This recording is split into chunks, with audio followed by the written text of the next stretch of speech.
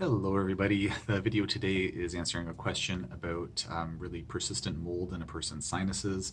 Just before I jump into the video, if you don't mind taking a quick second to please like or share or subscribe or post a quick comment on the video, I'd really appreciate it. So thanks in advance for taking a second to do that. And as per usual, nothing I'm saying should be construed as medical advice. This is for informational purposes only. If you need medical advice, please talk to your healthcare provider to get that advice.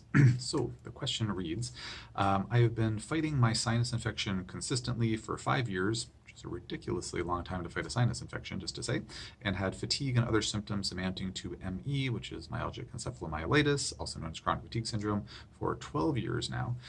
I am desperate to kick the mold out of my sinuses, but whenever I use more aggressive treatment, the detox is so intense, my health declines rapidly, and trying to do a gradual approach of binder combined with very regular low doses plus nervous system calming therapies and activities like FSM, which is frequency specific microcurrent, and meditation has me much improved from before, but still unwell consistently. And letters, and says I think maybe an autocorrect issue there, maybe I don't know, leaves me susceptible to, and sorry, I'm not sure, and disruption in routine. So life disrupting.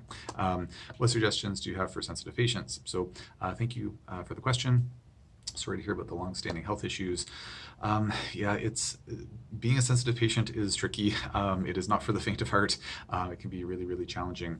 When it comes to patients who are, on my Overcoming Chronic Illness podcast, I semi-regularly ask my guests about their approaches or tips or tricks for dealing with patients who are really sensitive, or it comes up in conversation. They're like, I have lots of sensitive patients. Like, so do I. It's something that's tricky, and there's no one-size-fits-all answer, unfortunately, for helping folks who are very sensitive. But generally speaking, kind of thoughts that spring to my mind, I'm just reading the description here. So when folks are having trouble tolerating a nasal spray, it can be because, and yet they're using a binder, sometimes different binders will work better. So for example, if one of my patients was using frankincense essential oil nasal spray and they were taking activated charcoal and it just wasn't really doing the trick, like they were still having a hard time tolerating the spray, they were getting a lot of detox symptoms, I'd think, well, maybe I want to try them on some clay, or I want to try them on some chlorella, or maybe some modified citrus pectin, or I know a number of clinicians out there use humic acid and fulvic acid and different combinations like that. I don't really use those in my practice, nothing against them. I just find the binders I typically use seem to do the trick, so I just haven't found a need for them on my practice to date. So sometimes a different binder is helpful. We know from petri dish studies, at least, and maybe some animal studies, that different binders have a greater affinity for different types of mycotoxins. So sometimes it's a binder issue. Another thing I've run into with quite a few patients, and I would say a growing number, I get maybe one of these instances like every couple months or something like that. So not, tons and tons of patients, but again, a growing number where it's actually, the issue is the nasal spray itself. I've had patients who are like, like whenever I build up the concentration or the dosing of this nasal spray, I feel worse, I'm herxing, I'm feeling really bad. But in hindsight, we find that, when we switch to a non-caustic nasal spray, then suddenly their herxing goes away. It's like, it wasn't actually herxing, or it wasn't actually a detox reaction. In those cases, it was probably more of a mast cell activation happening, because some nasal sprays are pretty unpleasant. Diluted essential oil nasal sprays, they don't feel great. Whereas you take something like a silver-based nasal spray. I've posted a number of videos, well, a few videos anyways, about silver-based nasal sprays. I really like using ones that have a 200 parts per million concentration, so like a nice robust silver hydrosol nasal spray. That is non-caustic, as it's in a base of water. And so I've had patients where they switch, from like just baby dose, say frankincense essential oil nasal spray, to like a full dose silver, no problem, seemingly overnight, because they're not getting that local irritation of the tissues and leading to this mast cell activation cascade.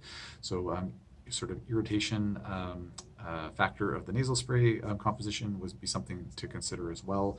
One of the other things that has made a notable difference for a few of my patients, not tons, but a few of them, has been changing the way they're using their nasal spray. I posted a video a few months ago now, give or take, about what I understand to be the optimal way to use a nasal spray, and that's made a big difference. So if one's not using the nasal spray quite correctly, then that could also cause some local irritation and mast cell activation. So it might not be the spray composition, it may be the way that it's being administered, kind of irritating the nasal septum or something like that. So that could be a part of it. Beyond that, if say none of that stuff was working, it's not the nasal spray, like, caustic or non-caustic nasal spray causes a problem. Every binder still leads to the same problems. It's not a technique issue with the nasal spray.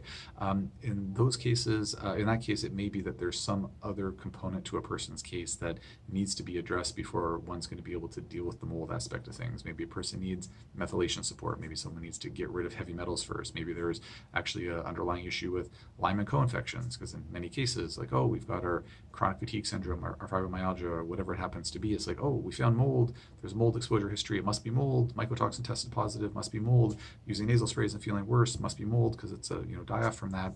Yep, mold's a huge culprit or suspect, I should say, in that case. But it may be that there's actually some coexisting, Epstein-Barr virus reactivation. There might be some persistent borreliosis. There might be some other co-infection, or some co-infection like Bartonella or Babesia. So there might be other things going on. Sometimes we need to work on histamine metabolism optimization, because even if, say, the nasal spray being caustic isn't the main driving factor, it may be that as the nasal spray is killing off the mold, more mycotoxins are being released. That's causing some mast cell activation, and the body just can't deal with that histamine. So what seems to be like this big detox reaction is actually due to just too much histamine kicking around, either due to a metabolism issue or maybe, as I mentioned earlier, a mast cell activation related to the irritation of the tissues. So there are probably a few other things I could mention there, but I feel like the video is going on a little bit here, and I don't want to beat a dead horse. I like horses, don't want to beat them dead or alive. I will leave it there for now. I hope that this gave some interesting or useful food for thought for the person asking the question. Thank you again for submitting the question, and if anybody has any further questions on this topic, or comments or questions about other things, please feel free to post in the comment section below, and I will leave it there for now.